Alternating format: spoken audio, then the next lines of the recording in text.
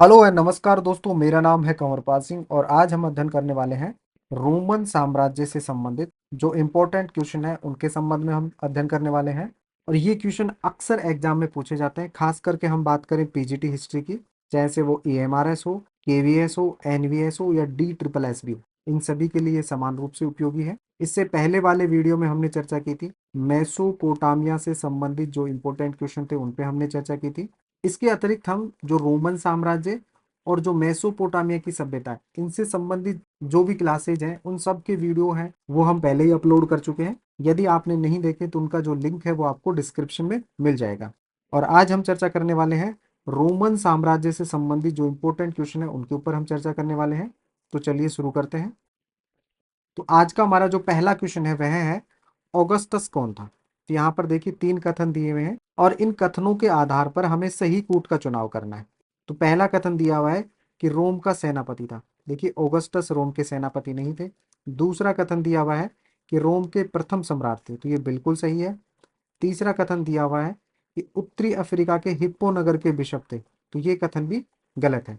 तो देखिए ऑगस्टस थे, इन्होंने 27 ईसा पूर्व में रोमन गणतंत्र को समाप्त किया। रोमन गणतंत्र को समाप्त किया और इसके स्थान पर रोमन साम्राज्य की स्थापना की और इन्हें रोमन साम्राज्य के प्रथम सम्राट होने का गौरव प्राप्त है। तो इसलिए दिए हुए कथनों में से केवल 2 कथन है वह सही है, बाकी प्रथम कथन और जो तृतीय कथन है वो गलत है। तो इस क्वेश्चन का जो राइट आंसर हो जाएगा वह हो जाएगा ऑप्शन बी, अर्थात केवल 2 कथन है वह सही है, बाकी कथन 1 व 3 गलत है। नेक्स्ट हमारा क्वेश्चन है निम्नलिखित में से कौन सा एक सही सुमेलित नहीं है। तो यहाँ पर 4 कथन दिए हुए हैं जिनमें से एक कथन है वो सही सुमेलित नहीं है। ऑप्शन ए में दिया हुआ है कि सबसे बढ़िया जो अंगूर की शराब थी वह कहाँ की थी। तो देखिए इसके आगे दिया हुआ है बाइजेकियम की, जो गलत है, क्योंकि सबसे बढ़िया जो अंगूर की शराब थी वह थी कैंपेनिया की। ऑप्शन बी में दिया हुआ है गेहूं का निर्यात। देखिए गेहूं का जो मुख्यतः निर्यात होता था वह सिसिली और बाइजेकियम में होता था, तो ये कथन बिल्कुल सही है। ऑप्शन सी है गहन खेती। तो देखिए गहन खेती है ये गैलीली में की जाती थी और एक इतिहासकार थे जोसिफस, इन्होंने कहा है कि जो इस प्रदेश के जो निवासी थे वह एक एक इंच भूमि पर खेती करते थे। तो जो सबसे गहन खेती की जाती थी वह गैलीली में की जाती थी, तो ये कथन बिल्कुल सही है। ऑप्शन डी में दिया हुआ है जैतून का तेल। तो देखिए जैतून का तेल है ये दक्षिणी स्पेन के अंदर एक नदी है गुआडल की रिवर, इनके किनारों पर फंडी फंडी कहा जाता है जमींदारियों को। जमींदारियां होती हैं स्पेन की, उनको फंडी कहा जाता था। तो इन जमींदारियों के द्वारा ये जैतून का तेल है ये उत्पादन किया जाता था। तो यहाँ पर जैतून के तेल का जो उत्पादन होता था वह मुख्यतः होता था दक्षिण स्पेन में। तो दिए हुए कथन में जो गलत है वह है ऑप्शन ए। तो इसलिए इस क्वेश्चन का जो राइट आंसर हो जाएगा वह हो जाएगा ऑप्शन ए। नेक्स्ट हमारा है किस रोमन सम्राट ने भारत विजय का स्वप्न देखा था।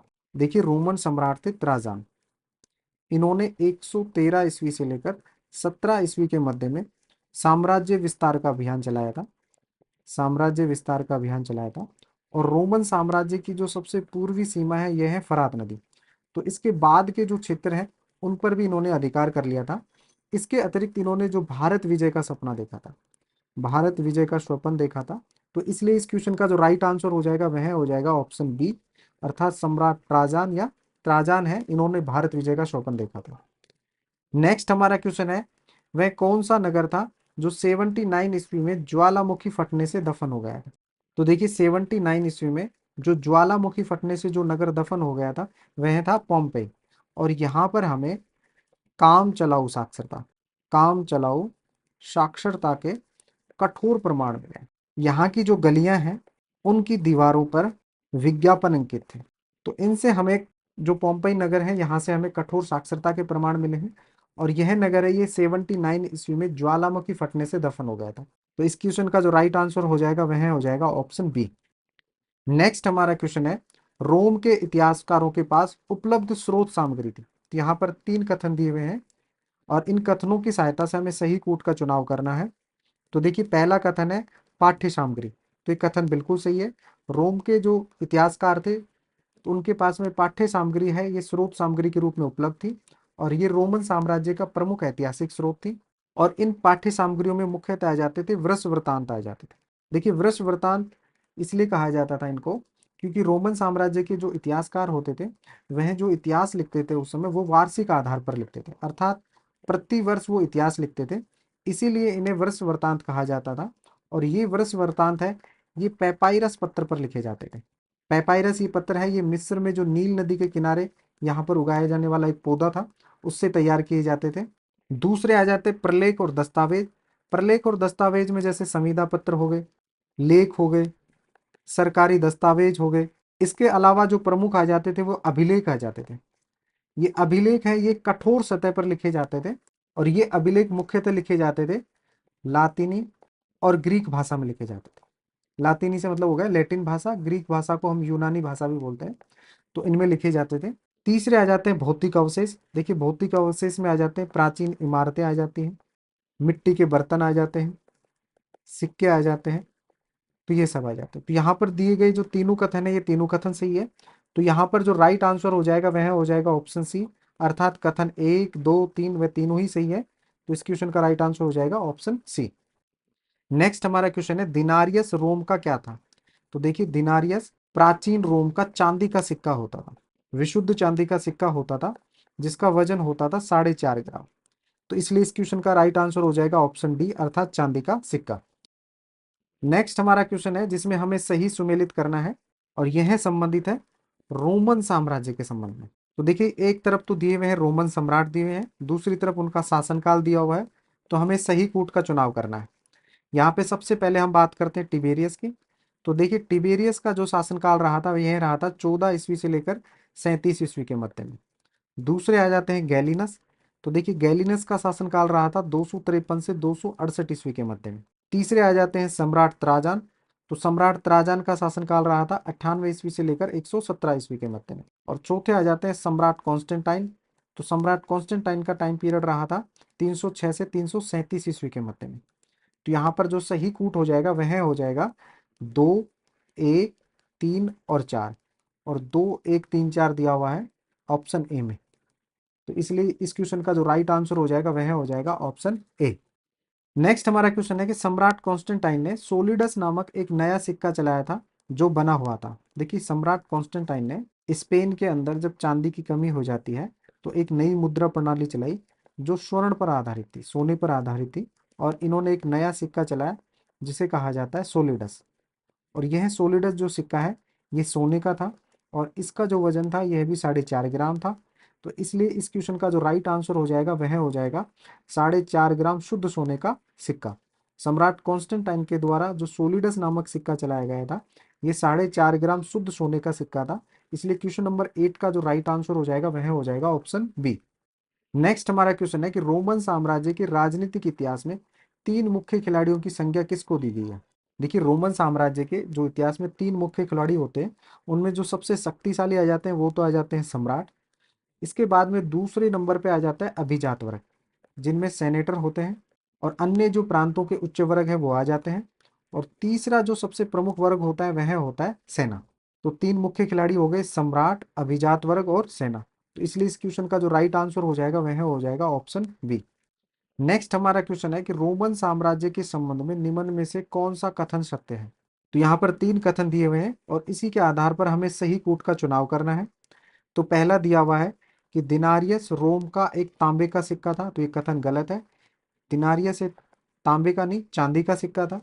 दूसरा है पेपाइरस मिस्र में नील नदी के किनारे उगाए जाते थे, ये बिल्कुल सही है। और इन्हीं से पेपाइरस पत्थर तैयार किए जाते थे जिन पे वर्ष वृतांत, संविदा पत्र, लेख और सरकारी दस्तावेज लिखे जाते थे।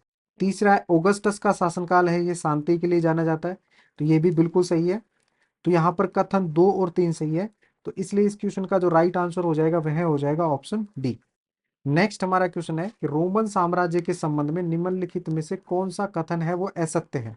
तो यहाँ पर जो पहला कथन दिया हुआ है वह है कि रोम में सैनिकों को न्यूनतम 25 वर्ष की सेवा करनी पड़ती थी, यह बिल्कुल सही है। रोम में सैनिकों का जो सेवा काल था वह था 25 वर्ष था। दूसरा है चौथी शताब्दी में रोम की सेना 6 लाख सैनिक थी, तो ये भी बिल्कुल सही है।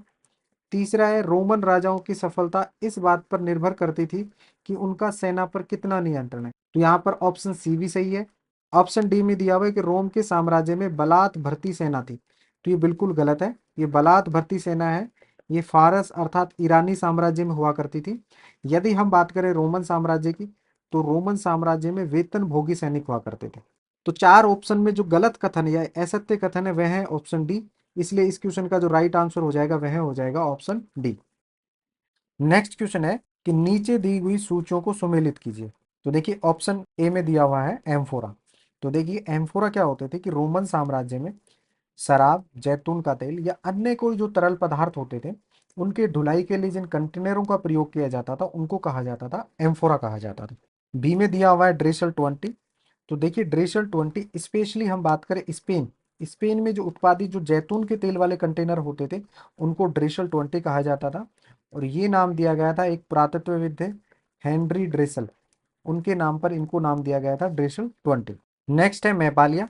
तो देखिए मैपालिया रोम के क्षेत्र में जो खाना बदोश या चरवाहे समुदाय अपने साथ में एक अवन आकार की झोपड़ियां लेकर घूमते थे और इन झोपड़ियों को कहा जाता था मैपालिया।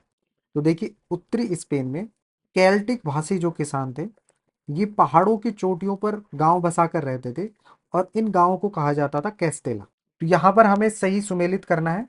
तो ए के साथ हो जाएगा एक सुमेलित हो जाएगा, बी के साथ में सुमेलित हो जाएगा दो, सी के साथ में तीन और डी के साथ में चार। तो इस क्वेश्चन का जो राइट आंसर हो जाएगा वह हो जाएगा ऑप्शन सी, यानी ए के साथ में एक, बी के साथ में दो, सी के साथ में तीन और डी के साथ में चार। तो इस क्वेश्चन का राइट आंसर हो जाएगा ऑप्शन सी।